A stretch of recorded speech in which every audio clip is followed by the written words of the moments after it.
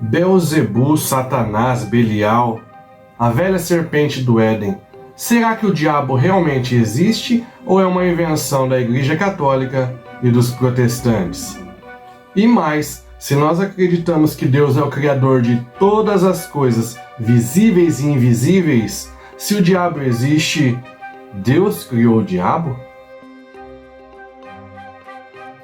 Ter certeza da existência do diabo é a primeira parte na luta contra ele. Ou você conhece as regras do inimigo, ou você conhece os poderes que tem, a força que tem o seu inimigo, ou será derrotado por ele. Não pode haver dúvida para o católico, para o cristão, de que ele está em combate e que este combate vai aumentar nos próximos anos. A batalha já começou e talvez você não tenha se dado conta disso.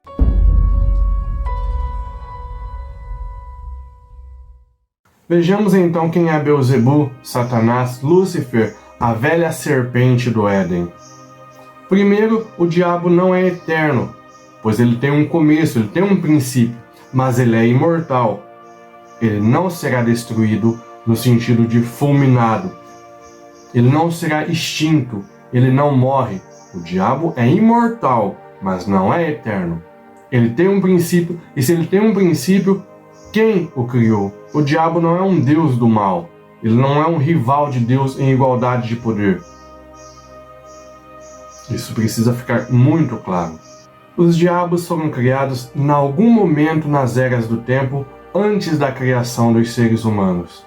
É uma certeza de fé que os diabos foram criados como anjos bons por Deus. E Deus criou os anjos como seres puramente espirituais, e a grande maioria desses anjos escolheu Deus como fim pleno e definitivo de sua existência. Porém, outros, talvez até 1/3 deles, escolheram de forma plena e deliberada cultuar seu próprio ego e poder, e dessa forma, irreversivelmente, viraram as costas para Deus, sumo bem e amor. Essa escolha, esse virar as costas para Deus, não foi deturpado por nenhum pecado original, como são os homens. Quando os homens pecam, eles podem muitas vezes estar pecando sem o pleno conhecimento de Deus. Por isso há perdão para aqueles que se arrependem.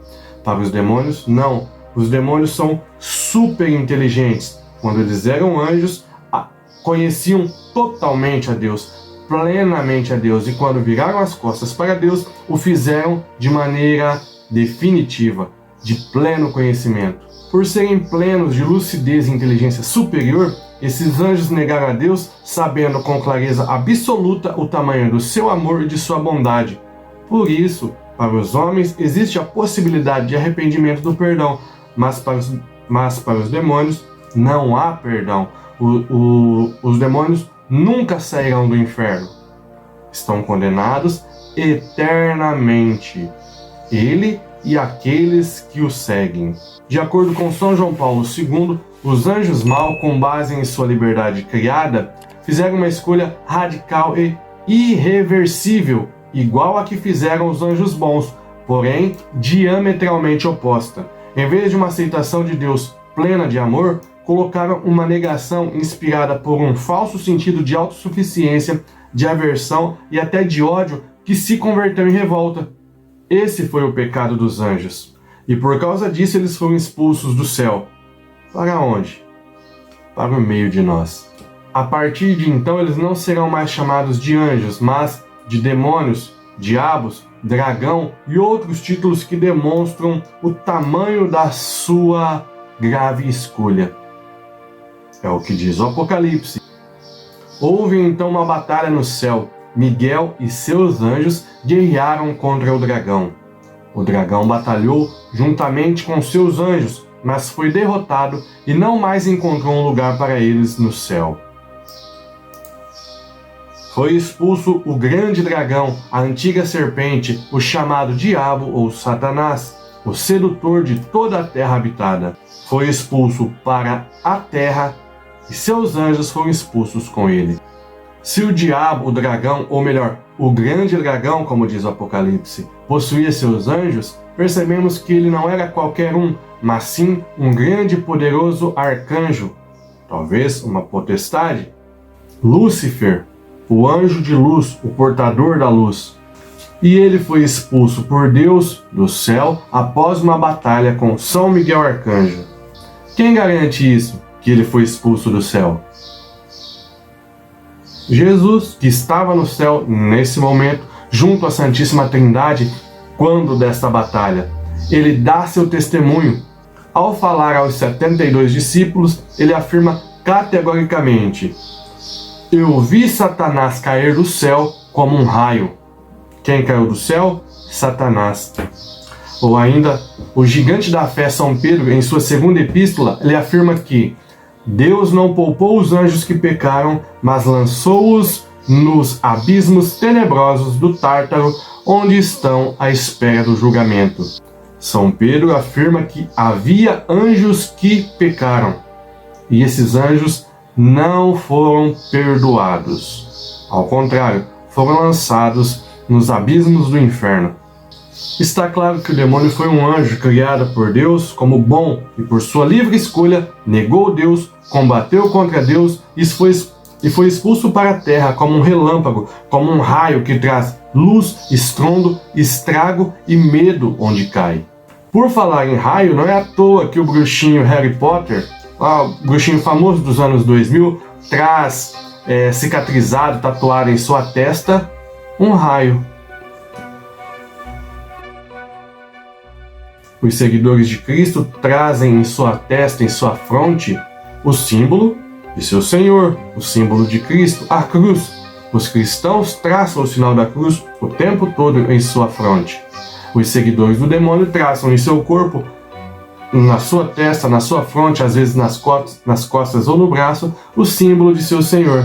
Quem é o Senhor dos bruxos, senão o próprio diabo? Mas deixemos essa história de bruxos e bruxaria para outro vídeo e voltemos à história do pai dos bruxos, que é o diabo. Mas antes, inscreva-se no canal e ative o sininho, pois assim você terá acesso a mais vídeos como esse. Pois bem, o diabo existe e foi lançado na terra, e aqui ele juntou toda a sua fúria e partiu para cima dos seres humanos. Dissimulado, não chegou para os primeiros humanos botando medo como um dragão voador do Apocalipse. Lá, no início dos tempos, ele não enfrentaria Maria, mas enfrentaria a pequena Eva, e contra ela bastava aparecer como uma serpente. Numa falsa humildade, talvez, rastejando, aproximou-se de Eva e tentou-a, prometendo talvez o que prometera aos seus anjos seguidores. Prometeu o impossível, prometeu que seriam deuses. Em Gênesis 3, lemos que a serpente era o mais astuto de todos os animais dos campos que Yahvé Deus tinha feito. Ela disse à mulher: então Deus disse, vós não podeis comer de todas as árvores do jardim? A mulher respondeu à serpente: nós podemos comer do fruto das árvores do jardim, mas do fruto da árvore que está no meio do jardim, Deus disse, dele não comereis nem tocareis, sob pena de morte. A serpente disse então à mulher: não morrereis, mas Deus sabe que no dia em que dele comerdes, vossos olhos se abrirão, e vós sereis como deuses, versados no bem e no mal. O resto da história de Adão e Eva nós sabemos, bem como das consequências terríveis desta queda para a humanidade e toda a descendência da mulher. Terríveis consequências que necessitarão de um Salvador divino. As Sagradas Escrituras atestam a existência do demônio como um ser criado e não como uma simples ideia. Desde o Gênesis ao Apocalipse. No Gênesis, tentando Eva, objetivando destruir toda a humanidade. E lá no final, lá no Apocalipse, lutando contra a mulher e seu filho. Negar sua existência é rasgar a Bíblia e menosprezar os ensinamentos e o testemunho do próprio Senhor Jesus Cristo. Ou Jesus mentiu? Jesus não mentiu, é claro que não. O diabo existe, tentou Eva, tenta ainda hoje toda a humanidade, inclusive tentou o próprio Cristo no deserto. É o que lemos nos Evangelhos. Então Jesus foi levado pelo Espírito ao deserto para ser tentado pelo diabo. Por 40 dias e 40 noites, esteve jejuando. Depois teve fome. Então, aproximando-se o tentador, disse-lhe: Se és o Filho de Deus, manda que essas pedras se transformem em pão. Mas Jesus respondeu: Está escrito, nem só de pão vive o homem, mas de toda palavra que procede da boca de Deus. Então o diabo o levou à cidade santa e o colocou no pináculo do templo e disse: Se és filho de Deus, atira-te para baixo, porque está escrito: Ele dará ordem a seus anjos a teu respeito, e eles te tomarão pelas mãos, para que não tropeces em nenhuma pedra. Jesus respondeu: Também está escrito: Não tentarás ao Senhor teu Deus. Tornou o diabo a levá-lo agora para um monte muito alto, e mostrou-lhe todos os reinos do mundo com seu esplendor, e disse-lhe: Tudo isto te darei se, prostrado, me adorares. Aí Jesus lhe disse: Vai-te, Satanás, porque está escrito: Ao Senhor teu Deus adorarás, e só a ele prestarás culto. Com isso, o diabo o deixou. O diabo quer ser Deus o tempo todo. Ele quer ser adorado o tempo todo. Ou você acredita que o demônio existe como espírito real, não só como uma ideia, e que ele age sobre toda a humanidade, ou você não pode ser católico. Simples assim. Em todas as missas você reza dizendo que creio na Santa Igreja Católica. Se você crê na Santa Igreja Católica, tem que acreditar no que ela diz. E ela acredita que o demônio existe. A igreja e os fiéis nunca tiveram dúvida de que o demônio existe. Mas, para acalmar os heréticos, para acalmar os espíritos que duvidavam, ela colocou em documento nos concílios. Principalmente o fato de que ele não é um Deus, ele não é todo poderoso, mas sim um anjo que foi criado bom por Deus. O Concílio de Braga, Portugal, foi o primeiro a assumir, em 561, uma atitude sobre essa questão do diabo em uma declaração contra os que acreditavam que o diabo não havia sido criado por Deus. O Quarto Concílio de Latrão reafirmou essa doutrina, repetindo que o diabo e os outros demônios foram criados bons por Deus e que se tornaram maus por culpa própria. O Grande Concílio de Trento, luz para o mundo cristão, ao falar sobre o pecado original, declarou que este pôs a humanidade sob a escravidão do demônio, que tinha poder sobre a morte. O Novo Catecismo da Igreja Católica, aprovado por São João Paulo II e Bento XVI, resume muito bem tudo o que acabamos de apontar.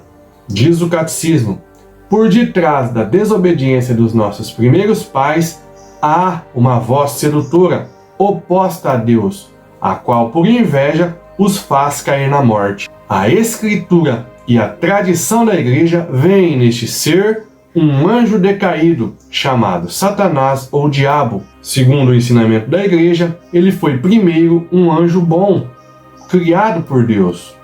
De fato, o diabo e os outros demônios foram por Deus criados naturalmente bons, mas eles por si é que se fizeram maus. A Escritura fala de um pecado desses anjos. A queda consiste na livre opção desses espíritos criados que, radical e irrevogavelmente, recusaram Deus e o seu reino. Encontramos um reflexo dessa rebelião nas palavras do tentador aos nossos pais: sereis como Deus. O diabo é pecador desde o princípio, é pai da mentira, é o caráter irrevogável de sua opção e não uma falha da infinita misericórdia de Deus que faz com que o pecado dos anjos não possa ser perdoado. Não há arrependimento para eles depois da queda, tal como não há arrependimento para os homens depois da morte. O diabo não deixará o inferno nunca. O diabo não deixará o inferno nunca, pois não há possibilidade de redenção para o demônio. Não há demônio bom. Ao contrário de que algumas linhas de Hollywood e de escritores romancistas tentam colocar, inclusive nos quadrinhos dos seus filhos. Basta você lembrar de Gasparzinho, o fantasminha camarada, se é que existe fantasma camarada, ou o próprio bruxinho Harry Potter, que querem colocar como um bruxo bom, ou todos os vampiros bons da saga Crepúsculo, ou ainda Hellboy, o próprio demônio lutando para salvar a humanidade de outros demônios. Não existe demônio bom. Lugar do demônio e dos seus seguidores, anjos e homens, é o inferno. Voltemos ao catecismo. A Escritura atesta a influência nefasta daquele que Jesus chama de o assassino desde o princípio, e que chegou ao ponto de tentar desviar Jesus da missão recebida do Pai. E qual foi a missão recebida por Jesus? O que o Pai queria que Jesus fizesse? O catecismo responde: foi para destruir as obras do diabo que apareceu o Filho de Deus. O diabo existe e tinha obras que precisavam ser destruídas. Dessas obras, a mais grave, em consequência, foi a mentirosa sedução que induziu o homem a desobedecer a Deus. No entanto, o poder de Satanás não é infinito. Satanás é uma simples criatura, poderosa pelo fato de ser puro espírito, mas, de qualquer modo, criatura, impotente para impedir a edificação do reino de Deus. O diabo existe, é inegável. E dizer que ele não existe, e tem padres que dizem isso, inclusive em rede nacional de televisão, no Brasil. Padres que dizem isso, pessoas católicos que dizem isso, devem ser considerados, ao menos nesse quesito, como heréticos. Estão fora da comunhão com a igreja. Dizer que o diabo não existe ou que ele é bom é um ato demoníaco, é um plano do próprio demônio.